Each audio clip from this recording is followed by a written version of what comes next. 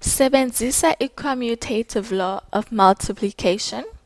I-commutative law of multiplication ukubhala isum 2 times 34 ngendlela ehlukileyo. Ukubonisa uba le sum sizofumana ii-answers ezifanayo. So, eli gama lithi commutative law of multiplication lithetha uba i-order ozoyibeka ngayo isum yakho ayinangxaki, kodwa ekugqibeleni i-answer izawufana. So, noma singathi u-2 times 34 okanye sithi u-34 times 2. I-order ayinamsebenzi, kodwa i-answer yethu izawufana ekugqibeleni. So, masiyibone ke isum yethu. Kubani u-2 times 34? So, masiyibhale ngale ndlela etshoyo.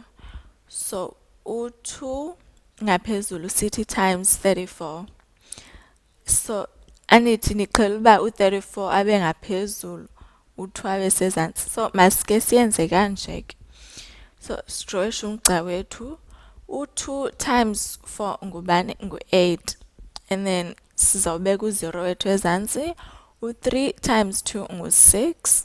Okanye sibone ngoba ngu-30 times 2 ngu-60. U-8 plus 0 ngu-8, bese sino-6 wethu phaa. So, nantso ke i-answer yethu ngu-68. So, masenze le enye isum yethu, u-34 times 2. Sibeke u-34 ngaphezulu, sithi u-2 ezantsi.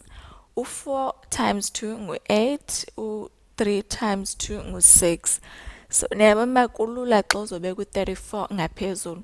So, nantso ke i-answer yethu ngu-68. So, niyabona uba akunangxaki uba uthi u-2 times 34 okanye uthi 34 times 2. I-answer yethu izawufana ekugqibeleni.